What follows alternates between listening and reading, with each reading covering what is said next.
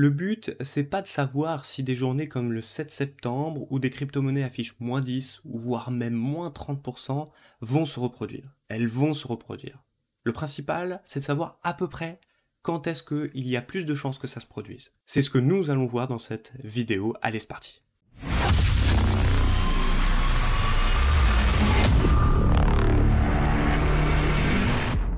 Bienvenue dans cette vidéo éducative où nous allons parler du Bitcoin. Le but du jeu, c'est justement de savoir se préparer à une baisse de -10, -20%, voire même 30% sur les crypto-monnaies, savoir comment réagir et savoir comment rentrer en position. Je vous propose de découper cette vidéo en deux phases. La première phase, ça sera vraiment de parler du Bitcoin et justement des phases du Bitcoin. La deuxième, ça sera comment réagir à une crise, comment sélectionner les bons actifs sans pour autant se connaître chacun des projets par cœur. Allez, c'est parti. Nous voici donc sur le schéma du Bitcoin en données hebdomadaires. C'est important de savoir prendre du recul dans ces phases qui sont vraiment pas faciles. Je vous rappelle les phases. La première phase, c'est la phase du bull run, c'est-à-dire que globalement, on est to the moon, ok. On est passé de 10 000 à 56 000 assez facilement. Si je reprends en données journalières, en fait, il n'y avait qu'un endroit où on pouvait éventuellement se dire que cette phase du bull run était un petit peu plus terminée, j'aurais pu décaler ma ligne rouge dessus, c'est ici. Pourquoi? Parce que jusqu'à présent, à part les 20 000 qui ont hésité quelques jours avant d'être recassés, le reste du temps, si vous regardez, on a des plus hauts de plus en plus hauts et des plus bas de plus en plus hauts, ce qui fait une tendance de dos affirmée. C'est pareil avant, ok? Alors pour faire ça, j'ai un petit outil qui s'appelle Fractal, je vous en avais déjà parlé, mais qui permet du premier coup d'œil. Alors je sais, là, elles sont littéralement dégueulasses, je les ai choisis bien gros, bien moches, pour justement vous montrer tout ça. On a par exemple ici des plus hauts de plus en plus hauts, ok, et des plus bas de plus en plus bas. Et quand on a des plus hauts qui ne sont plus de plus en plus hauts, qui galèrent à être de plus en plus hauts, alors dans ce cas, on est dans une remise en cause de la tendance. Alors ça ne veut pas dire que justement on est en train de se casser la gueule, ça veut plus dire que ici, c'est une phase un petit peu plus de prise de bénéfice et que peut-être vous devriez en faire autant. Je vous rappelle quelque chose. Quand on investit en bourse, il y a des cycles. Distribution, accumulation. Finalement, le but du jeu, c'est de savoir repérer ces phases le plus rapidement possible. Sans vous faire un cours d'accumulation et distribution, quand en gros il y a une remise en cause de la tendance, c'est le moment où il faut peut-être prendre des bénéfices. Je dis bien prendre des bénéfices, pas fermer les positions, ok? Ensuite, on a une deuxième phase, entre grosso modo le 15 février 2021 et le 10 mai, où là, nous sommes littéralement dans des ranges. C'est-à-dire qu'en bas, nous avons un range, et en haut, on a des bornes hautes. Tout simplement, des bornes en haut de range. Alors je sais ce que vous allez me dire, oui, ça fait quand même des énormes ranges. Oui, je suis d'accord. Néanmoins, là, le but du jeu, c'est d'acheter en bas et de revendre en haut. Et surtout pas interdit d'acheter les accélérations, ok? Quand on achète les accélérations, on est pratiquement sûr de perdre de l'argent. On n'est pas dans une phase où on peut se permettre de faire ce genre de truc.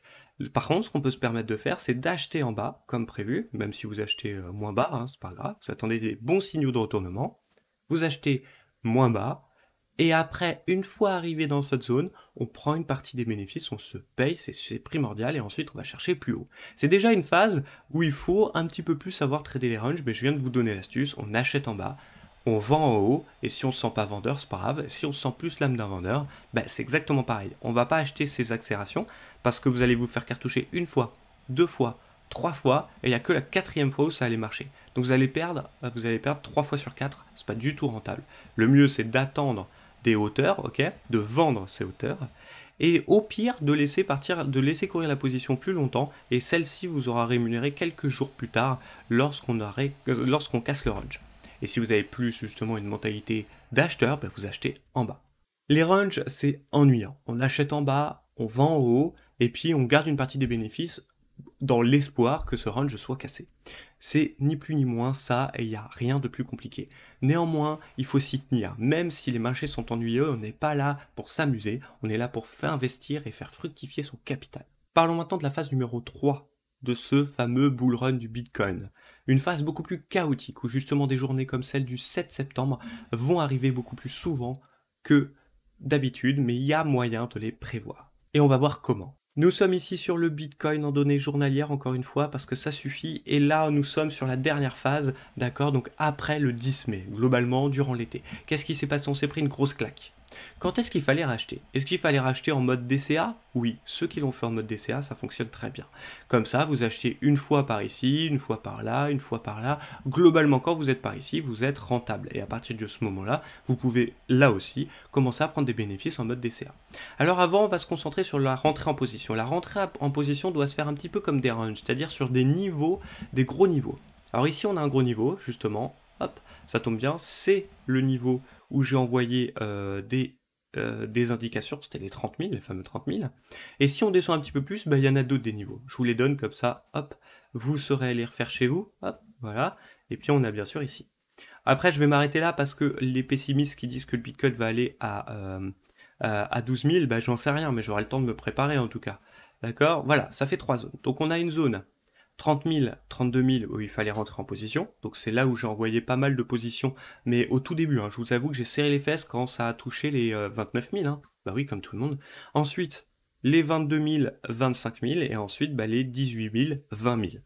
Ça fait des zones sur lesquelles on se prépare à acheter. Ça veut dire qu'on peut acheter une partie ici, ok, pour aller chercher plus loin. Mais on peut aussi aller chercher une partie finalement ici. Et puis une partie ici.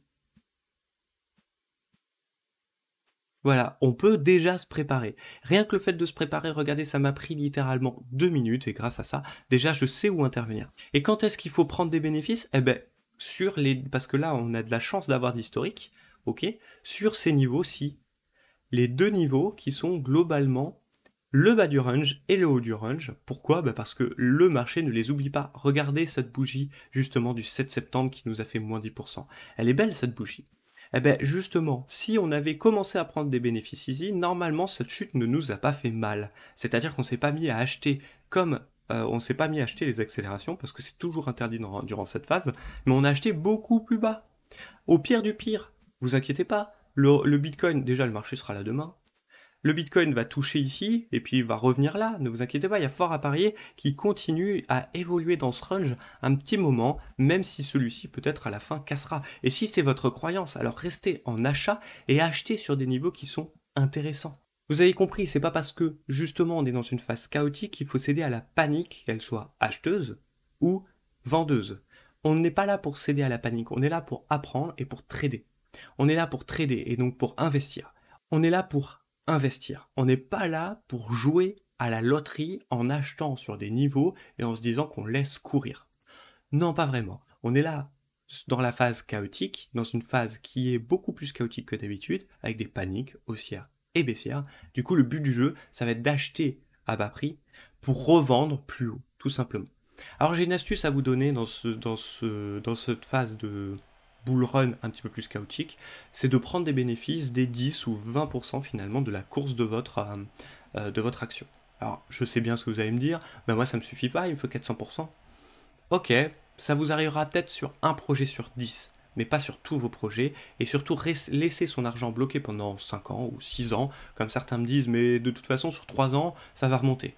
Ok, bah laisse bloquer ton argent pendant 3 ans. Moi, en tout cas, depuis le début de l'année, j'ai multiplié mon capital et j'en suis très heureux. Pourquoi? Parce que j'ai profité justement de toutes ces baisses ici présentes. Parce que chacune de ces baisses redonne un capital derrière, une possibilité finalement aux acheteurs de se replacer et nous permet de faire profiter un petit peu de ces 20% ou 10% d'augmentation. Vous allez me dire comment faire. Et c'est ce qu'on va voir dans cette partie-là de la vidéo. Nous sommes ici sur Bitcoin et ce qui va compter de voir, c'est de voir la structure qu'il y a eu les quelques jours après le 7 septembre. De s'armer d'un stylo et d'un cahier et de noter les crypto-monnaies qui réagissent le mieux. Le Bitcoin, comme vous pouvez le voir, on va prendre une petite graphe juste pour se rappeler un petit peu un ordre d'idée. On a méché à moins 20% et on a clôturé à moins 11%. Seulement derrière, on n'a pas repris le corps de cette bougie du 7 septembre. D'accord? Regardez, c'est quand même pas mal. Il y en a d'autres qui réagissent comme ça. L'Ethereum, par exemple, n'a pas repris sa bougie, ok? Il l'a fait peut-être moins de pourcentage, on va vérifier ça tout de suite, comme ça je pars pas dans le vide. On a fait moins 23%, donc non, elle n'a pas fait moins. Et sur la mèche, on a fait moins 10, moins 11%, ok, donc on a fait exactement la même chose que le Bitcoin. Mais il y en a qui ont beaucoup mieux réagi. Regardons un petit peu par exemple DOT. DOT, vous savez très bien que c'est un projet que je suis moins, mais force de constater que ici, même présentement, bah, quand même ça marche super bien quoi. Regardez la bougie. La bougie elle a fait moins 36%, elle a fait un corps à moins 20%, donc elle a fait moins elle a sous-performé par rapport au Bitcoin et à l'Ethereum, mais derrière, elle a repris finalement le corps de sa bougie. On peut clairement utiliser par exemple l'outil Fibonacci, qui marche aussi très bien. Vous prenez par exemple sur toute la bougie, vous zoomez et vous regardez ici ce que DOT a fait. DOT, elle a repris les 50%, ok, elle a repris les 61,8, et là, il y a fort à parier qu'elle arrive à reprendre par exemple les 80% de Fibonacci dans cette zone-là. Donc en gros, cette bougie est pratiquement déjà oubliée. Le signe, un petit peu du moment un petit peu, c'est le milieu, hein, d'accord, les 50%, c'est le signe. Et justement, le but du jeu, ça va être de chercher les crypto-monnaies qui sont comme celle-ci, c'est-à-dire qui ont surperformé. Si on prend par exemple ADA, que j'ai sélectionné personnellement, ok, j'ai pris une position sur ADA, eh ben on voit que c'est pas réellement le cas. Regardez, par rapport au corps de la bougie, elle a à peine commencé à reprendre le corps de sa bougie. Elle a intérêt à un petit peu se grouiller pour reprendre un petit peu plus comme par exemple les 2.7 ou les 2.8 d'ici pas trop longtemps, parce qu'elle est clairement sur le schéma du Bitcoin aujourd'hui et de l'Ethereum. Par contre, c'est pas le cas de Solana, et ça nous remonte la force de Solana. La bougie du 7 septembre, c'est celle-ci, d'accord? Elle est verte. Déjà, elle est verte, de 1. Elle n'est pas rouge. Certes, elle dénote une grosse volatilité, mais on voit que les acheteurs en ont profité pour se positionner et remettre directement et refaire des plus hauts. Une autre qui est comme ça, c'est Mina. Mina, je vous en parle parce que c'est une de mes premières déceptions, parce que je ne l'ai pas acheté à 1$, bon c'est pas grave, ok.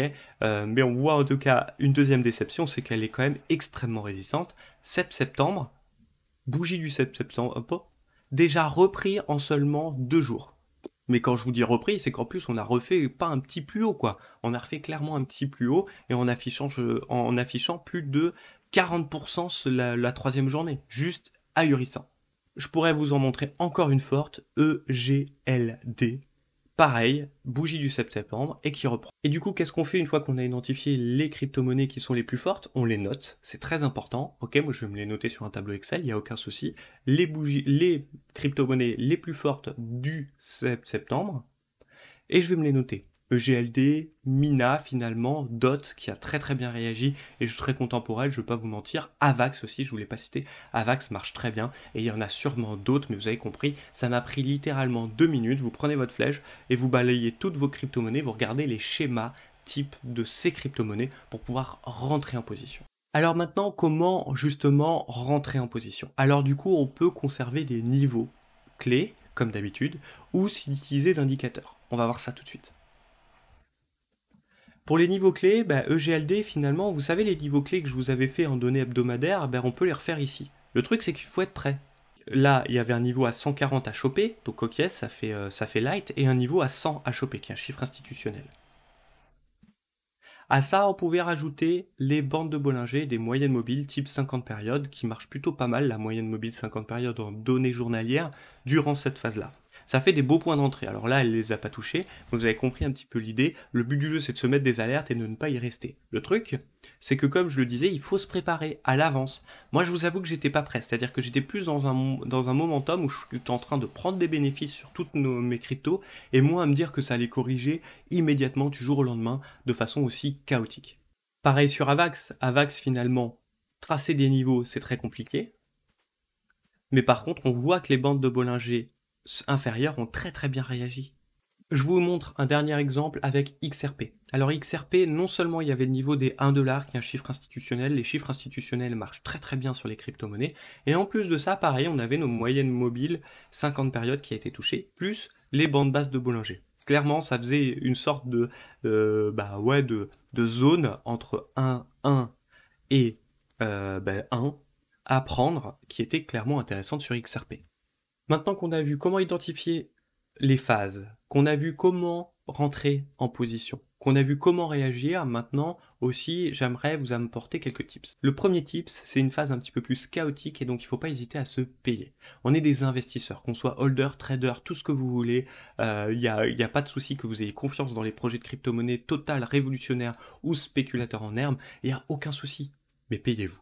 Et pour se payer dans ces phases on va dire, ces phases un petit peu plus craigneuses, vous définissez une fourchette entre 10% et 30%, et vous payez, vous mettez une alerte et vous payez. Peu importe si vous payez que 10 ou 20%, vous payez, vous sécurisez votre trade, c'est-à-dire que vous mettez un stop loss sur votre point d'entrée et basta, vous êtes sécurisé. Vous vous êtes payé, Et en plus de ça, si la tendance se retourne, vous perdez pas d'argent. Vous êtes gagnant sur tous les tableaux. Alors ça ne vous empêche pas de croire justement à cette révolution que sont les crypto-monnaies, bien au contraire, mais payez-vous et gardez une autre pourcentage. Si je devais prendre un exemple par exemple avec Solana, je suis rentré à 17 $, puis 24 $, puis 30, 28, 34, quelque chose comme ça une dernière fois. Vous y comprenez bien que j'étais très exposé sur mon portefeuille. Arrivé à 60 $, j'ai pris 50% de mes bénéfices. Comprenez bien que celle à 17, elle est déjà très bien payée. Ensuite, j'ai défini un nouveau niveau où j'allais prendre des bénéfices, c'est-à-dire 100. À 100, j'ai pris 25% de ma position totale. Il me reste donc aujourd'hui encore 25% sur Solana que je vais garder un bon moment. Je vise minimum 500 $ sur Solana, donc le temps que ça soit fait, j'ai peut-être encore quelques semaines. Parce qu'à la vitesse où elle va, la petite, faudrait peut-être pas déconner. Mais ce que je veux vous montrer ici présentement, c'est qu'on peut se laisser le temps finalement de mettre des plans et de se payer. Et aujourd'hui, les 25 derniers pourcents me payent déjà énormément par rapport à la somme que j'ai mis de base. Et finalement, j'ai aucun problème avec ça. Il faut arriver à se payer. Mais ça n'empêche pas de croire dans des projets. Au mieux, ça va vous dégager finalement une rente d'argent pour investir sur des projets qui sont encore plus finalement, qui vont surperformer votre projet d'origine. Aujourd'hui, c'est Solana qui surperforme. Moi, je suis content. Et j'ai pas envie de rattraper cette fusée qui décolle, ça c'est clair et net. Mais ça m'a dégagé suffisamment d'argent au cas où si elle rechute, ou si un autre projet me réintéresse autant que Solana. Et vous voyez, c'est comme ça qu'il faut travailler parce que on n'est pas là présentement pour gagner 1 million, on est là pour gagner de l'argent, pour investir et faire fructifier son capital. Maintenant que vous avez eu ce tips, je vais vous en donner un deuxième. C'est le fait de se préparer. C'est pour ça que je vous disais un stylo, des papiers, des zones d'intervention. Vous pouvez travailler sur graphique, vous travaillez sur Excel, peu importe. Vous notez vos zones d'intervention, vous mettez des alertes. Et une fois que vous avez ces alertes-là, vous avez l'esprit tranquille, vous vous êtes préparé. Une préparation sur des niveaux clés, ça ne doit pas vous demander plus de 1 minute par crypto-monnaie. Vous en balayez 20, vous avez 20 alertes. Troisième tips, ne pas hésiter à reculer sur les unités de temps, à passer de temps en temps, une fois par semaine par exemple, sur des unités de temps type hebdomadaire, et pas être en fait enfermé, englué dans ces unités de temps trop courtes. Pareil, ne pas aller sur des unités de temps trop courtes. Ne pas aller sur du M5 ou du M15 sur des actifs qui sont capables de faire moins 30% à la journée. Non, rester sur du horaire minimum 4 heures, voire journalier. En journalier, on peut déjà tout faire et le plan sur ADA et mes prises de position finalement sur mes crypto-monnaies lors de la dernière phase finalement de down se sont faites en données journalières. J'ai envoyé tout ça à l'équipe Ultrabose et aujourd'hui, on se régale déjà. J'espère que vous avez aimé cette vidéo, on se retrouve très rapidement pour une nouvelle vidéo, prenez soin de vous et de votre capital. Allez, ciao.